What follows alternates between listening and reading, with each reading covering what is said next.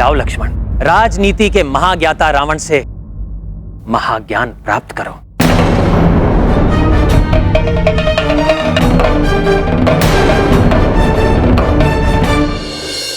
भैया, मैं कल्पना में भी आपकी आज्ञा का उल्लंघन नहीं कर सकता, परंतु अधर्मी रावण से ज्ञान प्राप्त करने का क्या औचित्य है?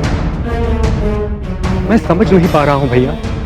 लक्ष्मण भैया, रावण युद्ध भूमि में अपनी अंतिम श्वास गिन रहे हैं। वो राजनीति के महाज्ञानी, राजकाज में दक्ष, महाप्रतापी दशानन रावण हैं,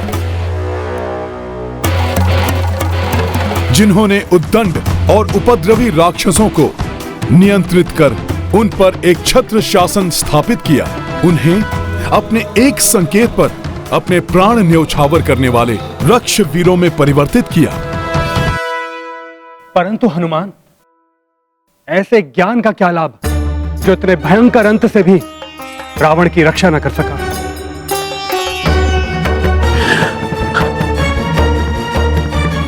राजधर्म से भटकने के कारण ही उनकी ये अवस्था हुई, जिसका बोध उन्हें स्वयं भी होगा। ऐसी भीषण परिणति से बचाव के लिए राजा को किन प्रवृत्तियों और किस प्रकार के आचरण से अपना बचाव करना चाहिए, इसकी सीख देने के लिए रावण से अधिक उपयुक्त और कौन हो सकता है भला?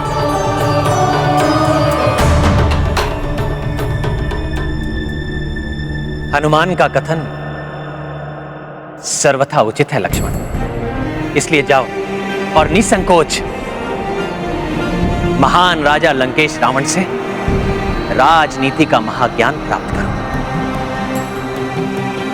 जिसे उनसे अधिक कोई नहीं समझता, कोई नहीं जानता।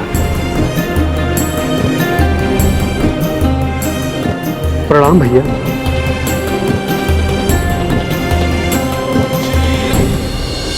राजहंस के समान नीर शीर विवेकी हैं प्रभु श्री राम। जैसे राजहंस नीर और शीर को पृथक करने की अद्भुत क्षमता रखते हैं, उसी प्रकार प्रभु श्री राम अपने परम शत्रु के गुण और दोष को पृथक कर उसके दोष के लिए दंड और गुणों के लिए सम्मान देने की बुद्धिमता रखते हैं। इसलिए उन्होंने लक्ष्मण को रावण से शिक्षा प्राप्त करने के लिए भेजने का निर्णय लिया है, और उनके परम भक्त हनुमान ने भी उनके संस्कार को भली भांति ग्रहण किया है। इसलिए वो भी रावण के श्रेष्ठ गुणों को समझकर लक्ष्मण को रावण के पास जाने के लिए मना पाए।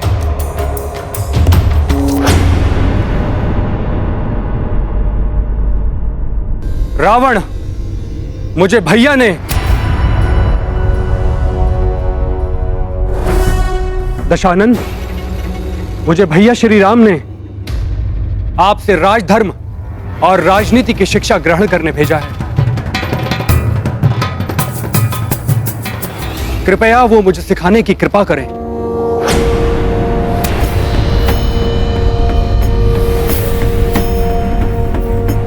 मैं पुनः आग्रह करता हूं, मुझे अपने अग्रज के आदेश को पूर्ण करने दें।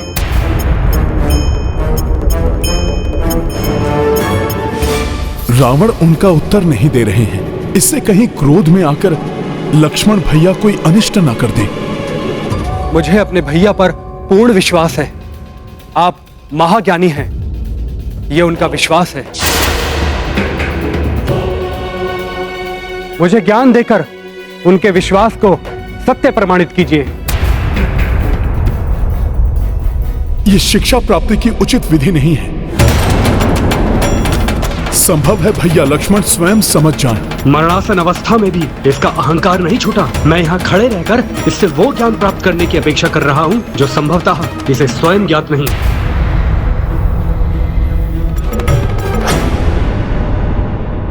मैं क्षमा चाहता हूँ भैया, परंतु उस दंभी रावण ने मेरी ओर देखा तक नहीं। कदाचित उस पापी को राजधर्म का कोई ज्ञान है ही नहीं। लक्ष्मण, रावण दुष्ट एवं अधर्मी अवश्य है,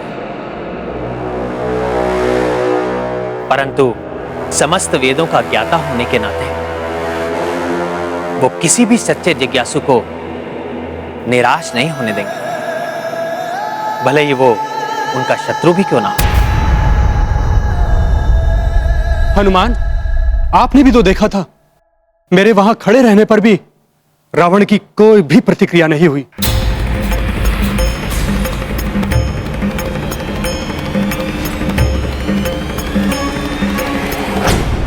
लक्ष्मण भैया, आपने वहां जाकर 2 बार अनुरोध अवश्य किया, परंतु शिक्षार्थी की विनम्रता धारण किए बिना तो रावण आपको शिक्षा क्यों देते?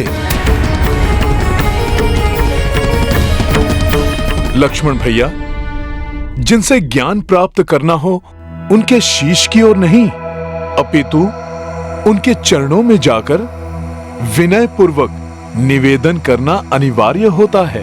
सत्य कहा हनुमान ने लक्ष्मण। तुम रावण के समीप उसी भाव से जाओ जिस भाव से तुम गुरु वशिष्ठ जी के पास जाते। गुरु से कुपित होकर, उसको हीन समझकर कोई कैसे ज्ञान प्राप्त करने की अपेक्षा कर सकता है? मैं अपनी भूल के लिए क्षमा चाहता हूं भैया। मैं पुनः रावण के समीप जाकर उनसे विनम्र भाव से अनुरोध करता हूं।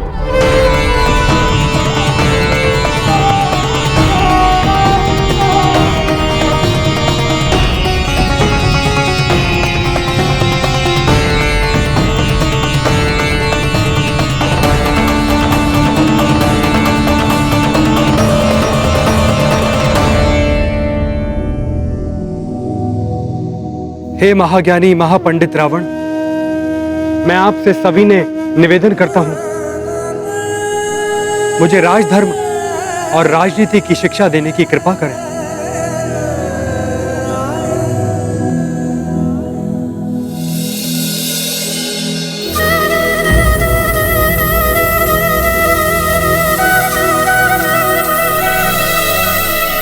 कितने शीघ्र राम और हनुमान लक्ष्मण को कुपथ से सुपथ पर ले आए। कितना प्रभावशाली, कितना संस्कारी, दिव्यता से परिपूर्ण व्यक्तित्व है इन दोनों का।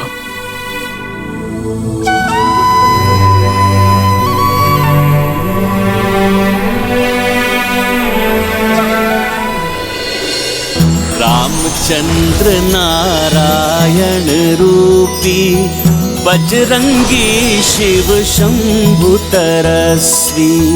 रावण देखी देखी हर साए, सबहु देव गण शीश नवाए। गाथा महाबली हनुमत की, रुचिकर लीला राम भगत की। जय जय जय रघुनंदन राम, जय जय जय महाबली हनुमान।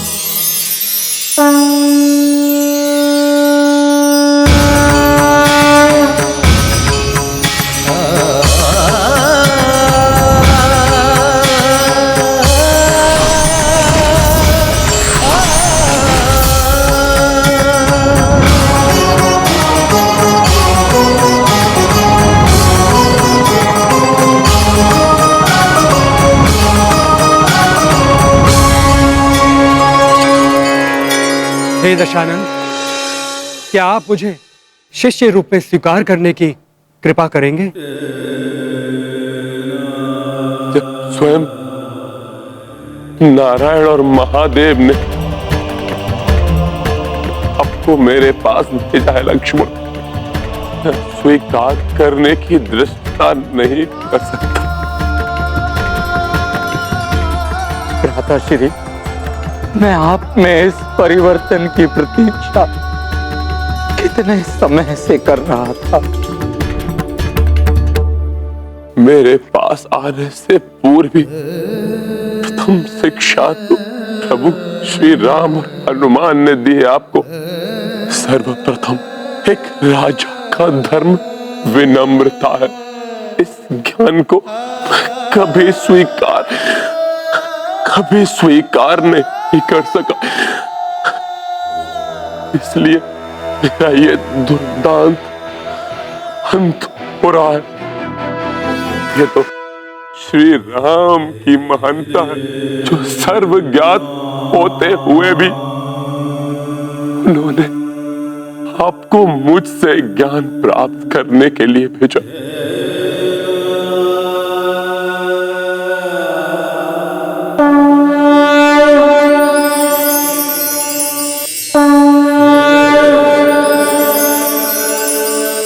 इसलिए आपको समस्त ज्ञान प्रभु श्री राम ही देंगे, जिन्होंने मुझ जैसे शत्रु को भी सम्मान देकर अंत समय में मुझे कृतार्थ किया।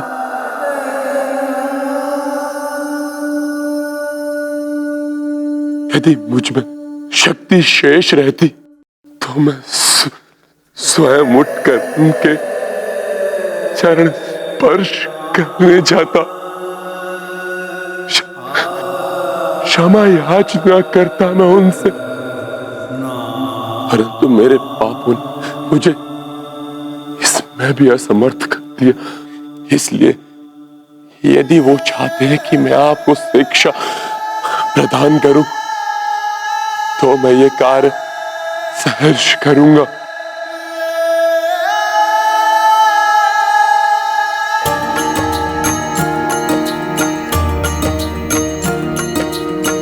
महापंडित दशानन अति ज्ञानी,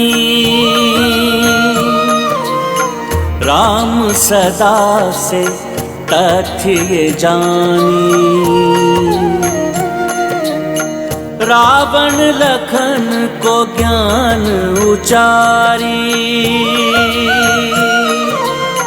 स्मित कपीश्व अवध बिहारी। राम सिया राम जय हनुमान, राम सिया राम जय हनुमान।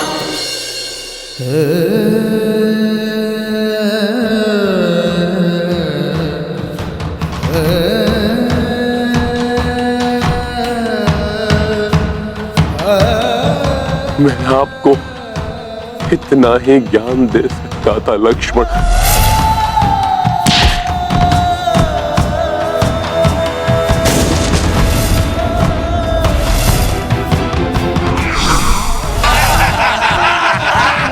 कैसा लगेगा ये जली हुई पूंछ वाला वानर?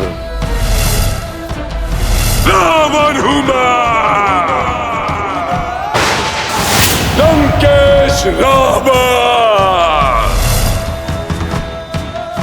परंतु इसका स्मरण अवश्य रखें कि अहंकार को अपने समीप भी मत आने देना, अन्यथा मेरे समान ही आपका भी संपूर्ण ज्ञान व्यर्थ हो जाएगा।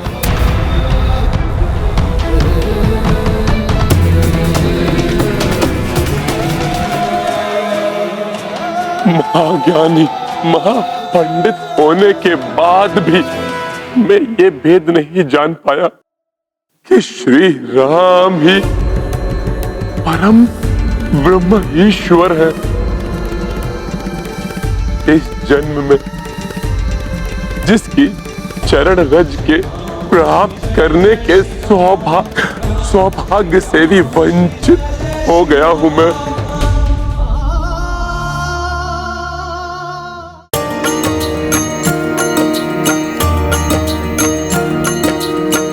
दिव्य रूप दर्शन दे डारी, राम हरि कपि शिव भंडारी, विष्णु विश्व रूप रघुराई, शांति पुंज शंकर कपि भाई। राम जय हनुमान। सृष्टि समग्र ब्रह्मांड समस्ता, शिव विष्णु मह उपजेव अस्ता। जीवन मरण के ये ही नियंता, ये ही आदि और ये ही अनंता।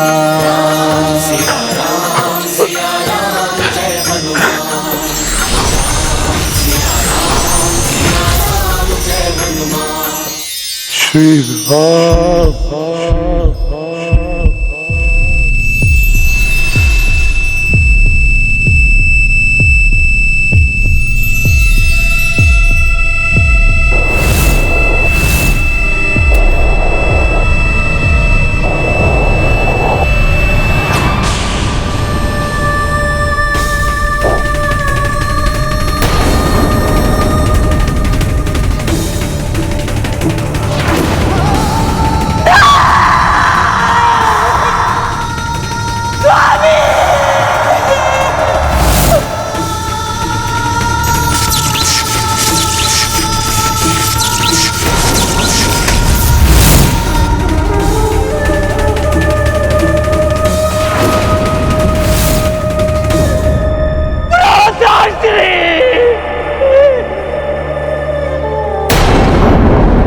भगवान शिव के लिए रावण की अतुलित भक्ति का ही परिणाम है कि प्रभु श्री राम के हाथों मृत्यु पाकर उसे मोक्ष प्राप्ति का सौभाग्य मिला।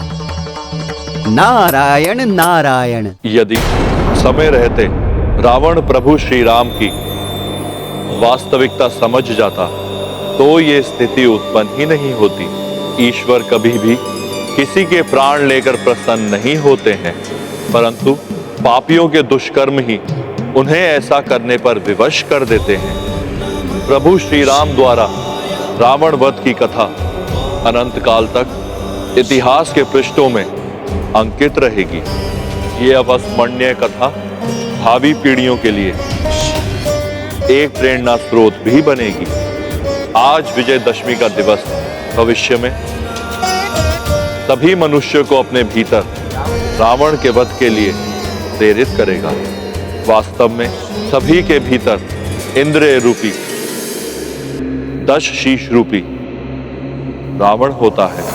5 वश 5 शीश पंचम ज्ञान इंद्रियों के प्रतीक हैं। छछोर, नासिका, जीवा, श्रोत और त्वाक जो मनुष्य द्वारा परिवेश से सीखे ज्ञान को परिलक्षित करती है। अन्य 5 शीश कर्म इंद्रियों के प्रतीक हैं। पनी, वाद, पद, उपास्था एवं वायु।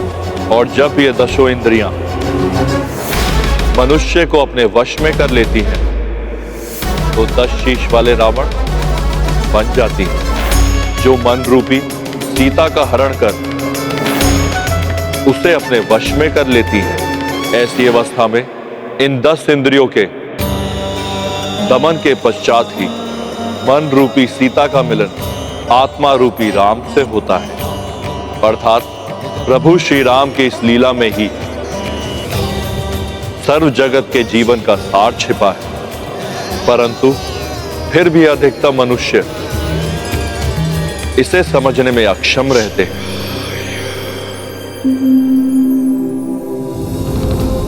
भैया, आज मैं स्वयं को अनाथ के समान प्रतीत कर रहा हूँ। मेरा कहा मान लेते तो ऐसा नहीं होता भैया, हम सुख से रहते। परंतु दुख बांटने से दुख मिट जाता है। इस समय विभीषण जी को मेरी आवश्यकता है। ये कैसे संभव है? नहीं हो सकता ये। दुर्भाग्यवश यही हुआ है। एक अभागे पिता का दुर्भाग्य ही है जिसे अपनी पुत्री के सुहाग के अंत का समाचार सुनाने पर विवश होना पड़ रहा है।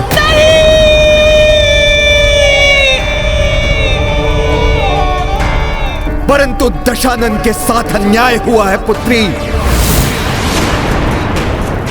राम ने उसकी नाभि पर बाण मारकर उसका वध किया है, जो युद्ध नियमों के विरुद्ध है पुत्री।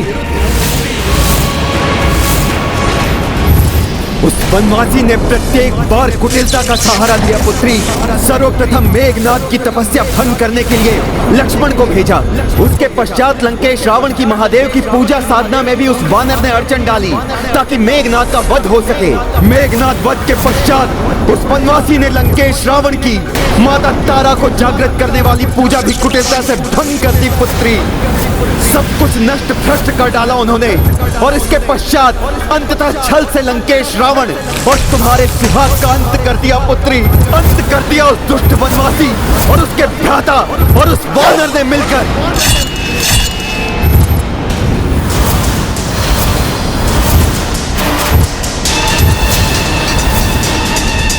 लक्ष्मण, हनुमान और राम सभी ने अधर्म किया है। घोर अन्याय हुआ है इस पतिव्रता के साथ। छल से वध हुआ है मेरे स्वामी का। अधर्म है ये, घोर अधर्म।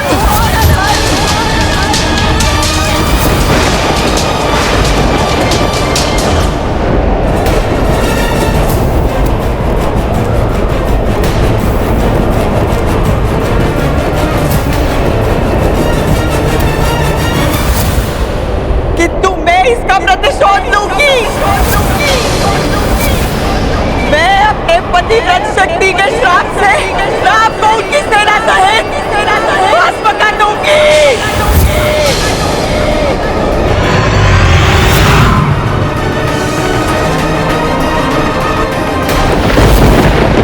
किसी को क्षमा नहीं करूंगी मैं।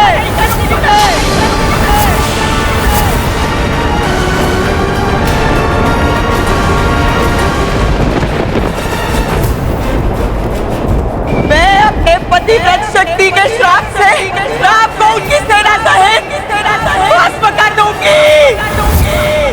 यदि देवी मंदोदरी का कोप शांत नहीं हुआ तो संभव है कि वो अपना वचन सत्य कर डालेगी।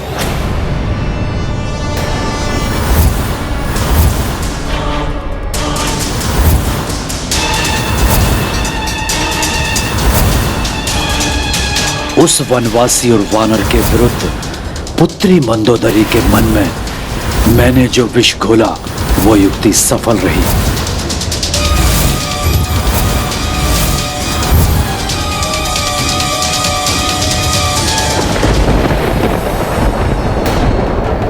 इतना भीषण बवंडर अकस्मात कहां से उत्पन्न हो गया? जैसे कोई महाशक्ति अपना क्रोध व्यक्त कर रही हो।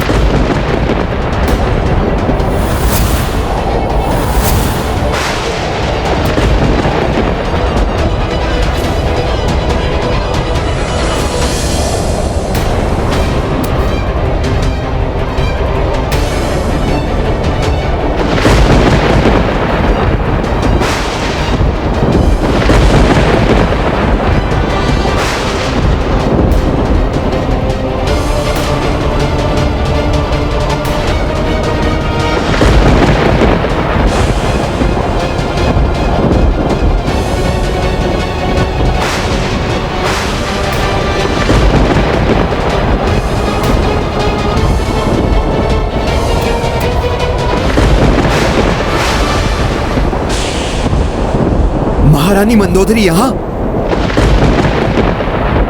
कहाँ है मेरे पति के वधिक राम, जिन्होंने छल से मेरे पति की हत्या की है, जिसका प्रतिशोध लूंगी मैं। अपने श्राप से मिटा दूंगी सभी को, भस्म कर दूंगी उस राम को मैं।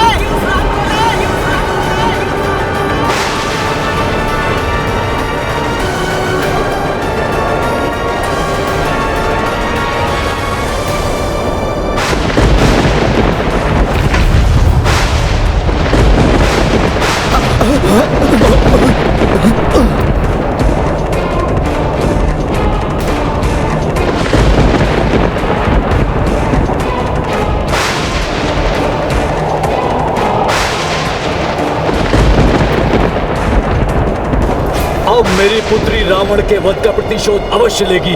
उसके कोप से कोई भी सुरक्षित नहीं रहेगा, ना ही राम, ना ही हनुमान और ना ही वानर सेना।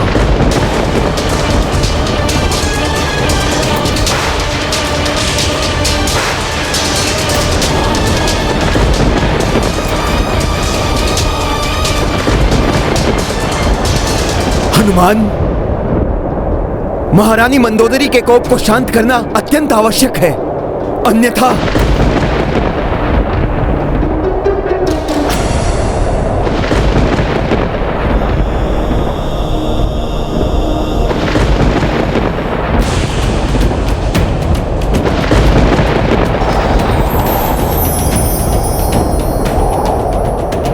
देवी मंदोदरी का दुखी होना उचित है। यदि वो ये समझती हैं कि मैंने कोई अधर्म किया है या मुझसे कहीं कोई अमर्यादित व्यवहार हुआ है, तो वो जो भी श्राप देंगी मैं अपनी मर्यादा का पालन करते हुए स्वीकार कर लूंगा। नहीं प्रभु,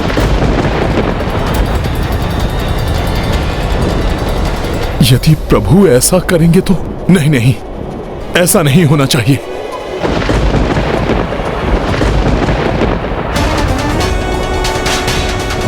पतिव्रत के तेज से तो ब्रह्मांड कंपित हो उठता है। त्रिदेव विवश हो जाते हैं। फिर श्री राम कैसे उस तेज के समक्ष ठहर पाएंगे? प्रभु तो कठोरतम शाप भी स्वीकार कर लेंगे, किंतु धर्म की रक्षा करने के लिए प्रभु को दंड, यह अनुचित है। प्रभु का कोई अनिष्ट हो उसके पूर्व ही मुझे महारानी मंदोदरी के कोप को शांत करने के लिए कुछ करना होगा। हाँ, कुछ करना होगा मुझे। प्रभु श्री राम के बाण से कभी भी कोई अधर्मी नहीं बच सकता और न ही किसी निर्दोष पर प्रभु का बाण प्रहार करता है। ऐसे मर्यादा पुरुषोत्तम है श्री राम। मामा जामवन का कथन असत्य नहीं हो सकता।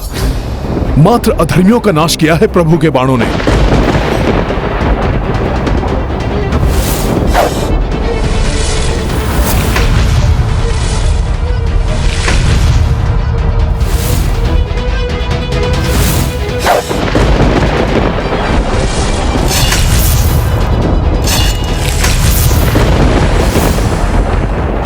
प्रभु के बाण कभी किसी निर्दोष का अहित नहीं करते।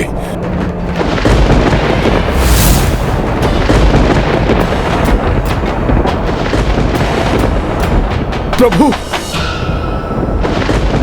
प्रभु, युद्ध तो रावण के विरुद्ध मैंने भी लड़ा है। यदि उनकी दृष्टि में आप अपराधी हैं, तो मैं भी अपराधी हूं। प्रभु, आपको दिया हुआ शाप तो मेरे लिए भी होगा। मैं भी स्वीकार कर लूंगा उस शाप को, किंतु यदि इस युद्ध में धर्म की विजय हुई है और धर्म को ही दंडित किया जाए, तो क्या धर्म को अपना पक्ष स्पष्ट करने का अवसर नहीं मिलना चाहिए प्रभु?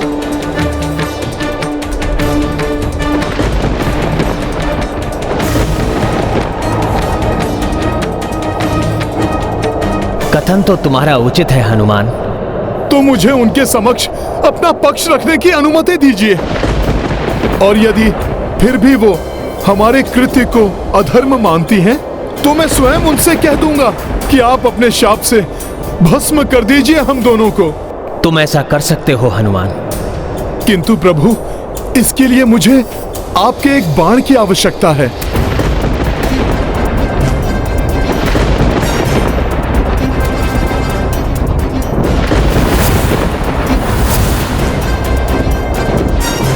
युद्ध समाप्ति के पश्चात हनुमान को बाण की क्या आवश्यकता है?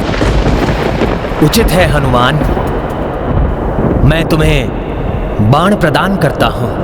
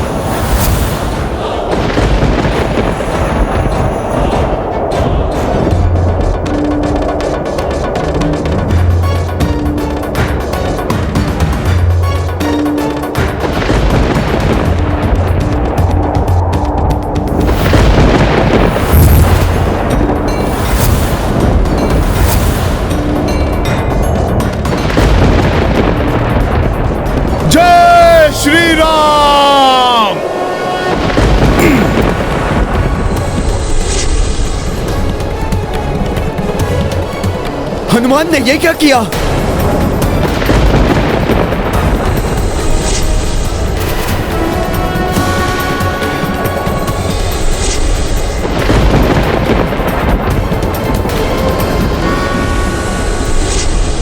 ये बाण तो महारानी मंदोदरी को आहत कर देगा।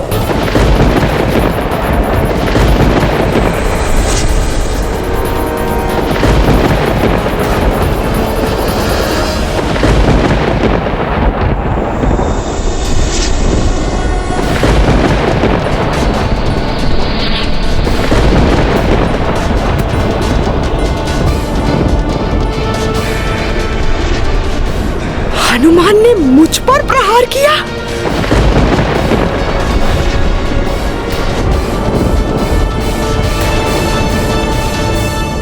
आश्चर्य है, हनुमान महारानी मंदोदरी पर ही वार कर बैठे। इस प्रकार तो महारानी मंदोदरी का कोप और भी अधिक बढ़ जाएगा। आशा है हनुमान स्वयं के लिए और अधिक संकट उत्पन्न नहीं करेंगे।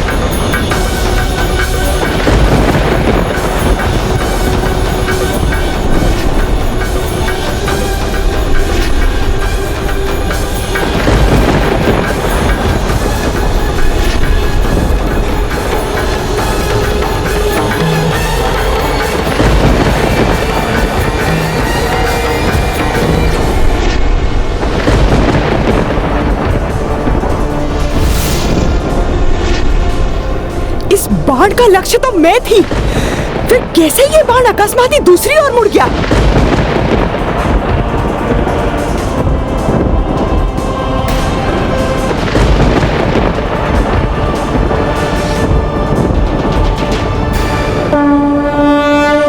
रावण वध से कुपित खड़ी थी, शाप की हठ पतिव्रताड़ी थी। सिद्ध की कपि मंदोदरी आगे, मर्यादा श्री राम नाला।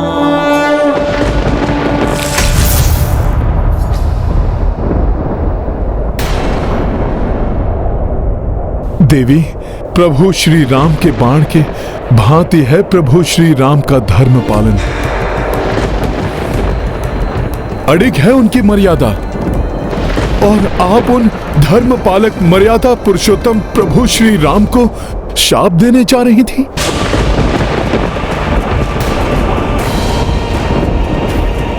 देवी, आप स्वयं देखिए, जिन प्रभु का बाण भी किसी निर्दोष पर वार करने से पूर्व ही दिशा बदल लेता है, यहां तक कि धरती पर उगी हुई घास को भी हानि नहीं पहुंचाता, तो ऐसे धर्म पालक प्रभु श्री राम कैसे कोई अधर्म कर सकते हैं? ढोंग है ये धर्म पालन का।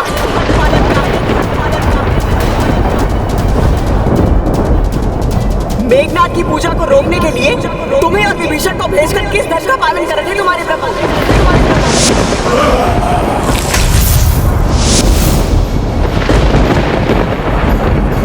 लंकेश का मृत्यु बाण चुराने के लिए तुम्हें भेजा क्या अधर्म नहीं था? लंकेश की नाभि पर वार करना धर्म संगत था क्या?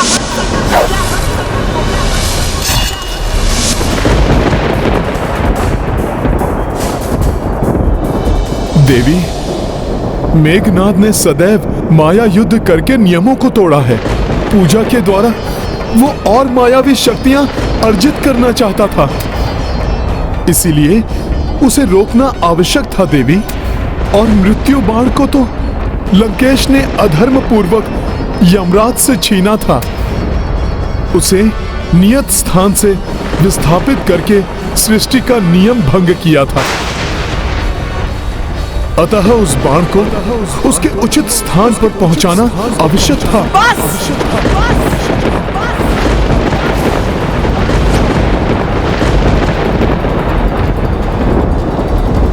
कपट पूर्वक धर्म और मर्यादा की सीमाएं लांघने वाले तुम्हारे प्रभु और तुम दोनों को आज मेरे श्राप का भागी होना ही पड़ेगा।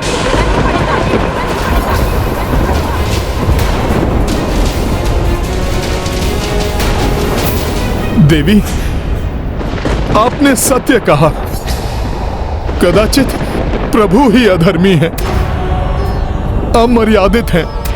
प्रभु, स्वयंवर में विजयी होने के पश्चात भी उन्होंने विवाह करने से मना कर दिया था, क्योंकि उन्होंने पिता से आज्ञा नहीं ली थी।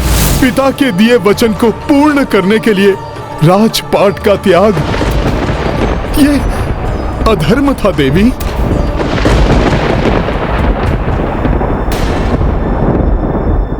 रजत पात्रों और राजसी भोग के स्थान पर मिट्टी के पात्रों एवं कंदमूल फल को अपनाया।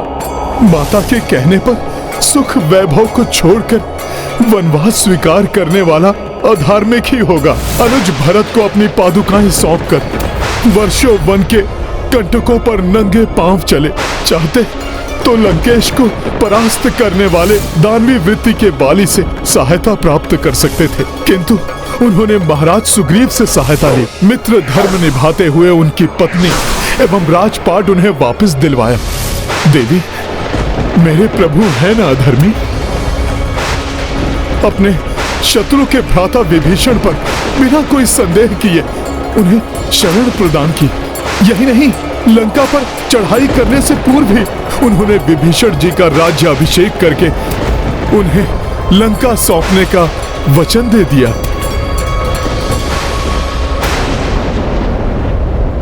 जिससे कि कोई ये आक्षेप ना लगा सके कि उन्होंने अपने राज्य विस्तार के लिए लंका पर चढ़ाई की। देवी, बार बार अधर्म किए हैं प्रभु ने, है ना देवी?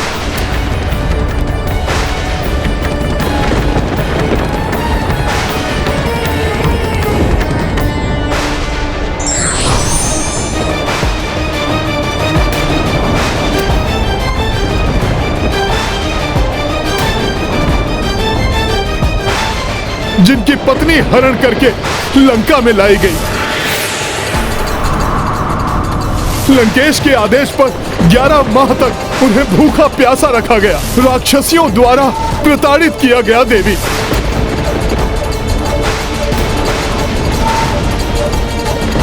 सब कुछ जानते हुए भी प्रभु ने लंकेश को बार बार संभलने के अवसर दिए। पहले मुझे भेजा, फिर अंगद को, यहाँ तक कि अंतिम युद्ध से पूर्व भी प्रभु ने लंकेश को संदेश भिजवाया कि माता सीता को ससम्मान लौटा दें, जिससे कि युद्ध की विभीषिका से लंका अनाथ न हो जाए। क्या ये भी अधर्म था देवी? अपनी पत्नी को रक्षराज के चंगुल से मुक्त कराने के लिए प्रभु लंका आए। देवी बताइए, क्या अधर्म किया प्रभु ने?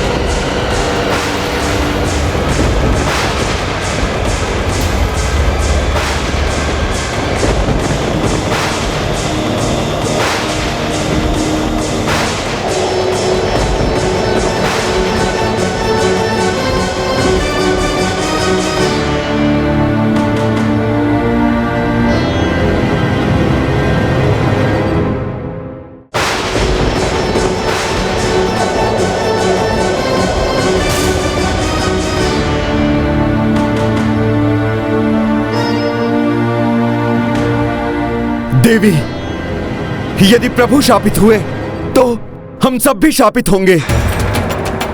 हाँ, हम सब भी प्रस्तुत हैं। हमें भी श्राप दीजिए। हाँ, हम सब भी प्रस्तुत हैं। हाँ, हमें भी श्राप दीजिए। हाँ, हमें भी श्राप दीजिए। हमें भी श्राप दीजिए।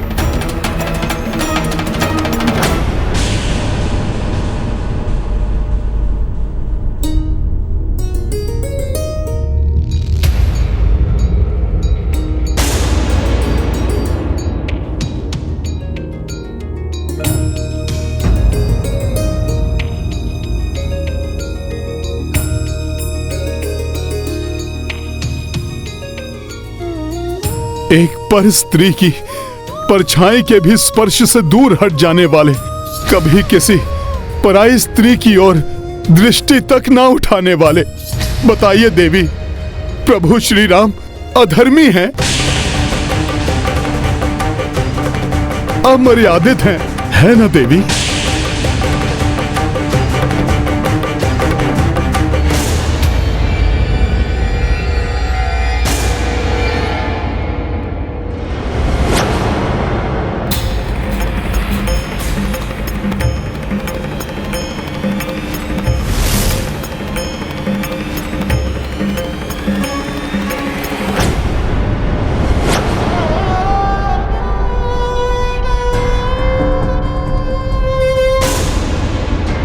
ये तो पर स्त्री की परछाई तक से दूर रहते हैं, जबकि मेरे स्वामी पर स्त्री का हरण करके ले आए। मेरे पतिव्रत धर्म का भी कोई मूल्य नहीं रहा उनकी दृष्टि में। क्या ऐसे श्रेष्ठतम धर्म का पालन करने वाले प्रभु श्री राम को आप अधर्मी समझती हैं, जो उन्हें आप शाप देना चाहती हैं?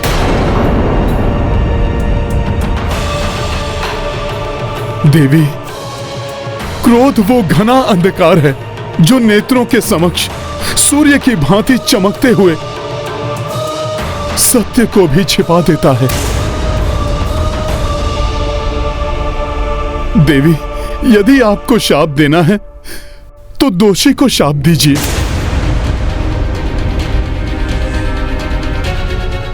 निर्दोष को शाप देना अधर्म है।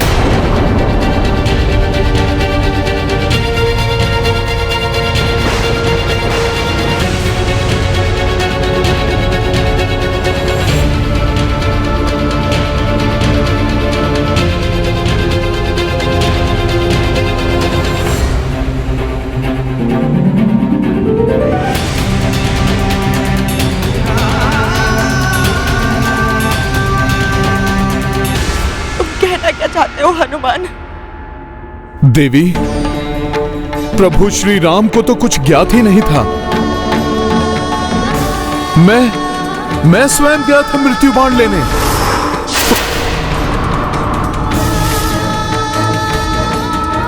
उनके तुणीर में मैंने ही बाण रखा था देवी।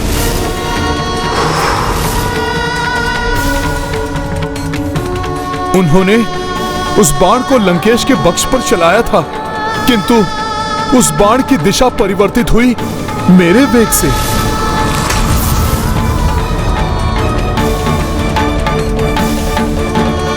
देवी, दोषी मैं हूं, मुझे दीजिए आप शाप।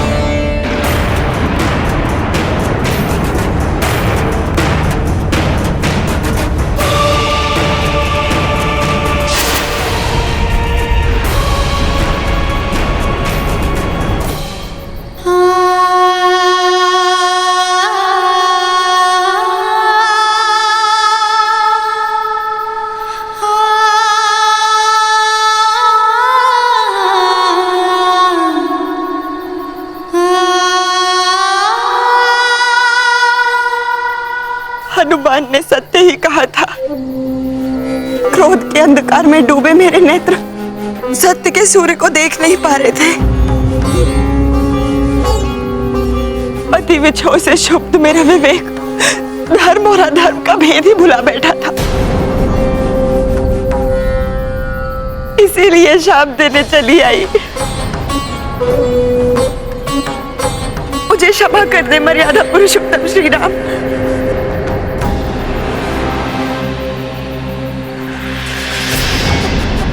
कर्मों का फल तो सबको भोगना ही होता है।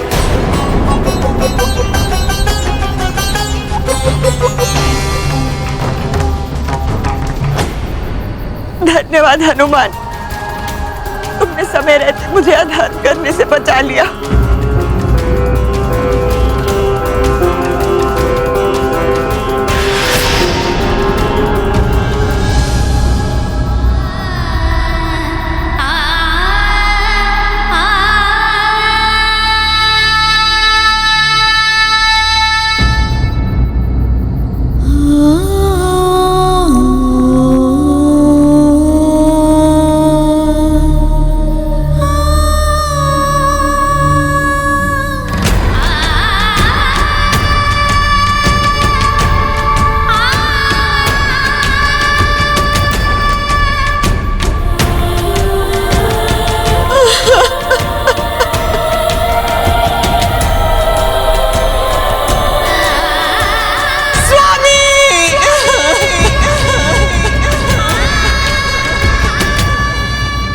भले ही मंदोदरी ने इन्हें क्षमा कर दिया हो, लेकिन मैं इन्हें क्षमा नहीं करूंगा।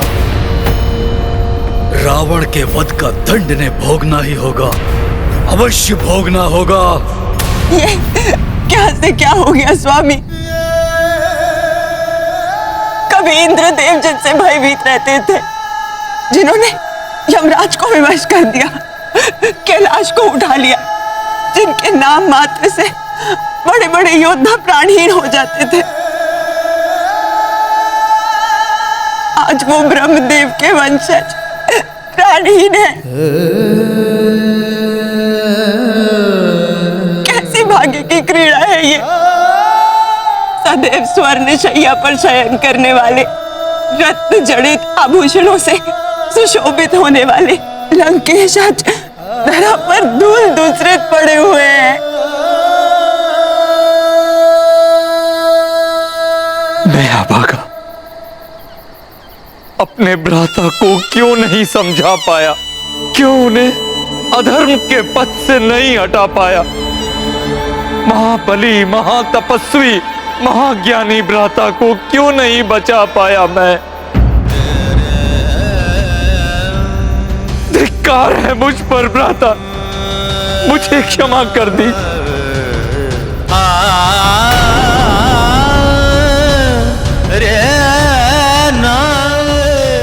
आप दोनों ही नहीं, सारा संसार लंकेश रावण के शौर्य एवं विद्वत्ता से परिचित था। उनका शौर्य तो युगों तक जीवित रहता है। रावण जैसे पराक्रमी के लिए इस प्रकार शोक व्यक्त करके आप इनकी महानता को क्षीण कर रहे हैं। रावण जैसे शूर वीरों की मृत्यु पर विलाप करना पवित्र धर्म शास्त्रों के अनुसार भी वर्जित है। विभीषण जी, देवी मंदोदरी, आप दोनों के लिए यह दुख हृदय विदारक है, किंतु अब इस शोक से उबरकर इन महायोद्धा की अंत्यक्रिया के लिए क्या उचित व्यवस्था करना है, उस पर विचार कीजिए। जिस दृढ़ इच्छा शक्ति से भ्राता रावण शत्रु पर घात करते थे, उतनी ही पवित्रता के साथ वो धार्मिक अनुष्ठानों एवं विधि विधान का अनुसरण भी करते थे। अतः प्रभु, मुझे अनुमति दीजिए कि मैं अपने भ्राता के पार्थिव देह का अंतिम संस्कार पूर्ण विधि विधान के साथ कर सकूं। शत्रुता मात्र तब तक रहती है जब तक शत्रु जीवित रहता है। एक महायोद्धा, महान रक्त सम्राट की अंत्येष्टि पूर्ण सम्मान एवं विधि विधान के साथ आपके द्वारा ही संपन्न की जाएगी विभीषण जी।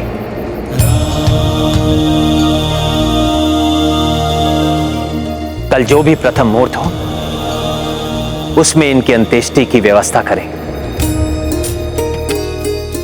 देवी मंदोदरी, आपके दुख से हम भी द्रवित हैं, किंतु अब आपके स्वामी की इस लंका को पुनः गौरवशाली बनाने का दायित्व आपको ही निभाना है। धर्म का पालन करने वाली लंका बनाना है इसे आपको।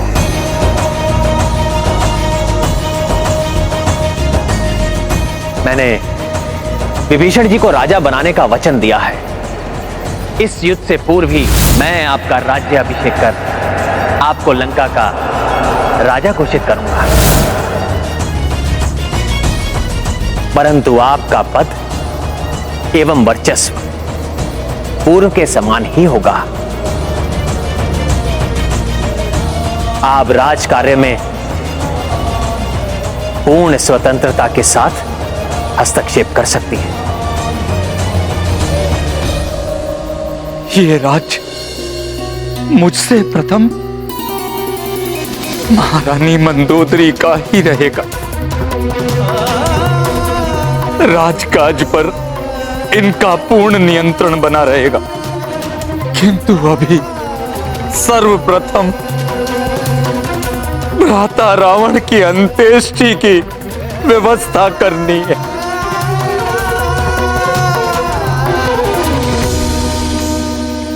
मुझे विश्वास है प्रभु, कल रावण की अंत्येष्टि के तत्काल पश्चात आप सर्वप्रथम माता सीता को बुलावे का संदेश भेजेंगे।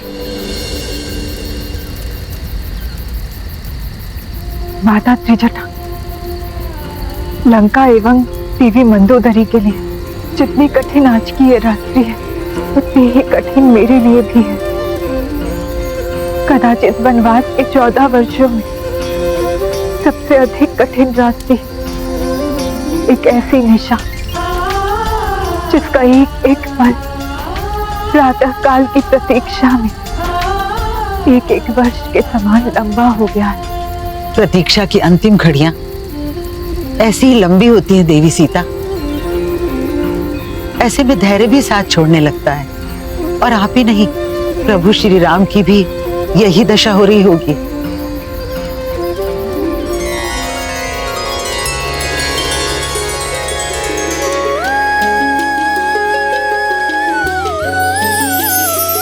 सीता, मेरी प्राण वल्लभ है, मैं जानता हूं ये तुम्हारी ही पवित्र आभा है।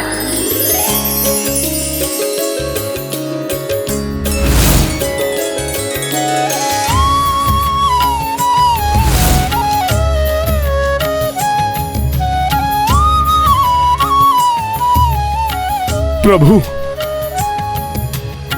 वहां माता भी इसी प्रकार आपकी प्रतीक्षा में व्याकुल हो रही होंगी। पूरी वानर सेना उस क्षण की प्रतीक्षा में है प्रभु, जिस क्षण आप दोनों का मिलन होगा। मुझे विश्वास है प्रभु, कल रावण के अंत्येष्टि के तत्काल पश्चात आप सर्वप्रथम माता सीता को बुलावे का संदेश भेजेंगे। आशा है वो मिलन की शुभ बेला शीघ्र आएगी। हनुमान, दुर्भाग्यवश अभी वो समय नहीं आया है।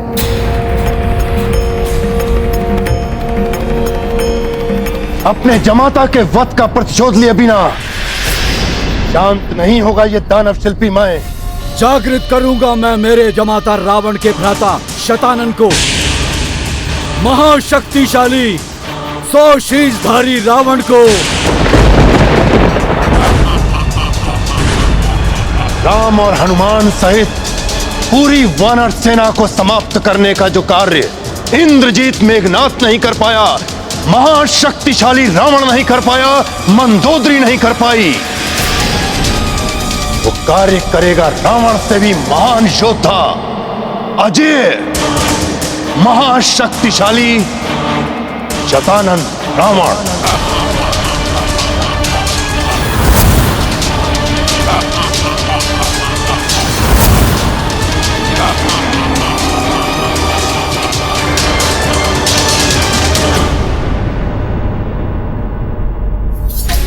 अब क्या हो गया? अब माता के मिलन में कौन सी बाधा है? प्रभु, ऐसा क्यों कह रहे हैं आप कि माता सीता से मिलन का अभी समय नहीं आया है? प्रभु, यदि अभी भी कोई बाधा है तो आप मुझे बताइए। मैं किसी भी मूल्य पर उस बाधा को दूर करने के लिए तत्पर हूं। हनुमान, मेरा एवं सीता का मिलन जिसकी प्रतीक्षा हम दोनों को ही नहीं सभी को है, वो मिलन अभी नहीं हो सकता, क्योंकि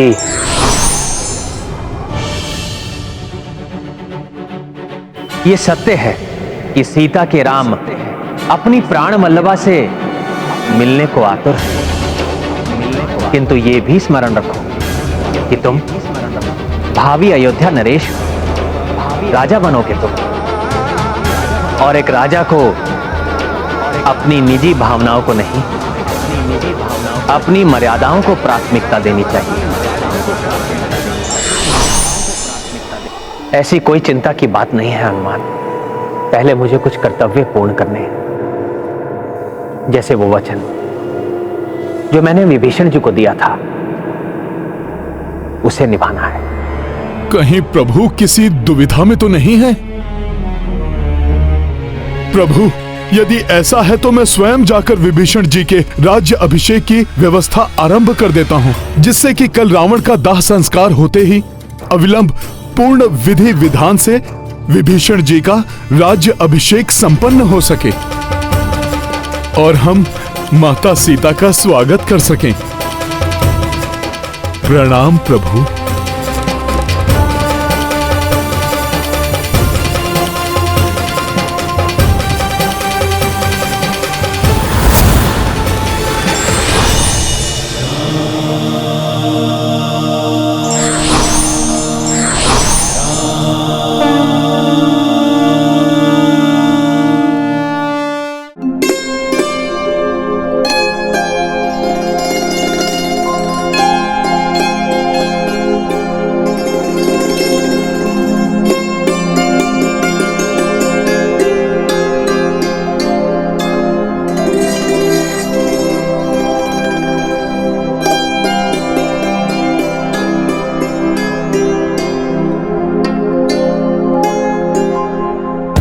दिवस अधूरे रैन अधूरी, ऐसे विरह में है कठिन सबूरी। जग को दुविधा से तारने वाले, टूटे हृदय को संवारने वाले, आज विवश हुए सहने को दूरी। ऐसे विरह में है कठिन सबूरी।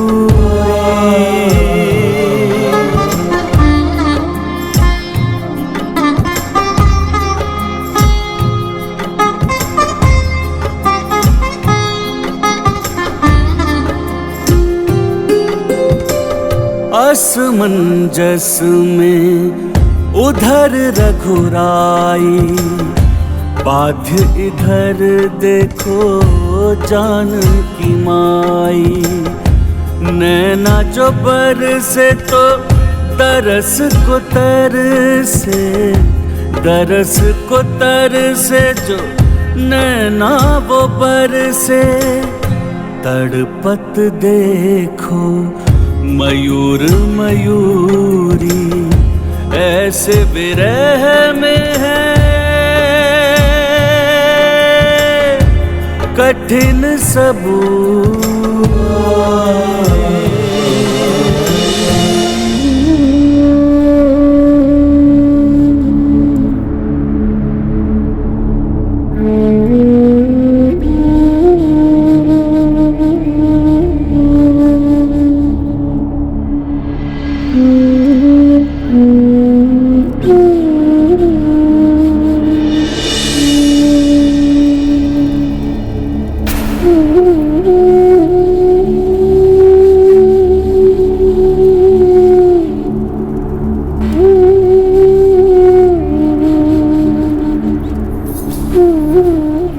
महाराज विभीषण जी, अग्नि दीजिए।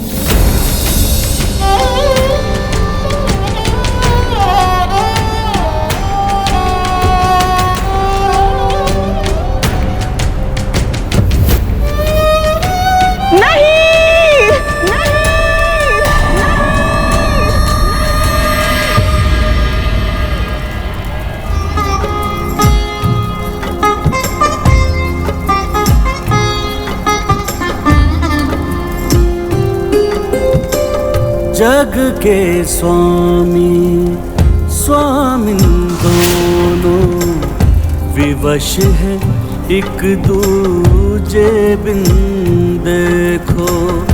मन जब व्याकुल हृदय भी आकुल, हृदय है आकुल तो मन भी व्याकुल। विकट प्रतीक्षा की तरस मजूरी, ऐसे विरह में है कठिन सबूर।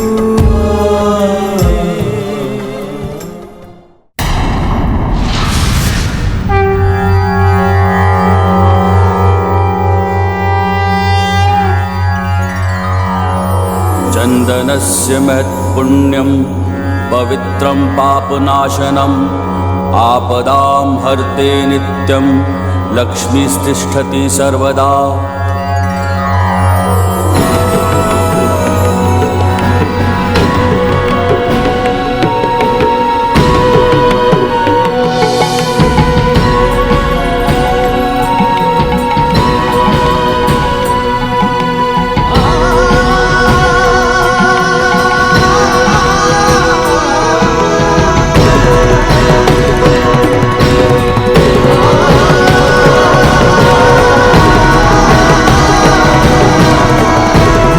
विभीषण की, महाराज विभीषण की, महाराज विभीषण की, महाराज विभीषण की, महाराज विभीषण की, महाराज विभीषण की।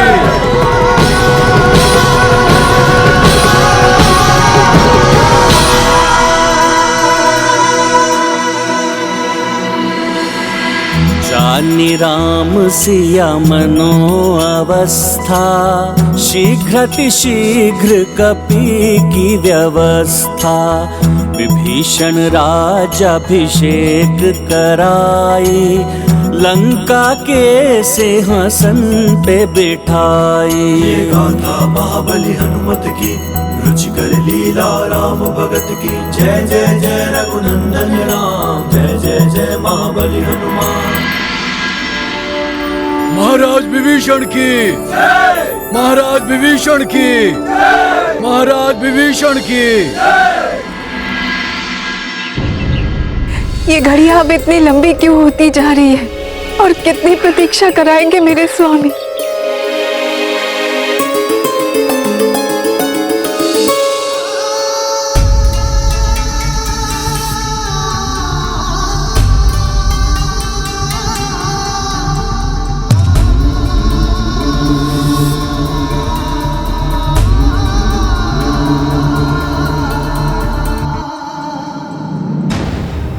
आशीर्वाद दीजिए प्रभु कि मैं लंका में धर्म की ज्योति जगा सकूं, एक अच्छे राजा की भांति लंका की प्रजा की सेवा कर सकूं। महाराज विभीषण जी,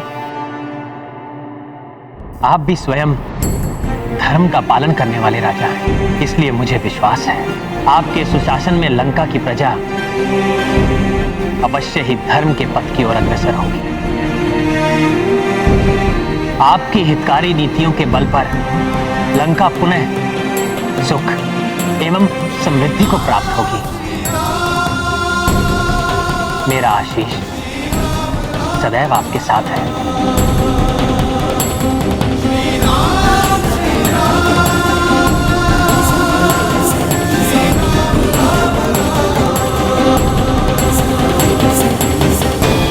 आपकी अनुकंपा के लिए आपको कोटि कोटि नमन प्रभु।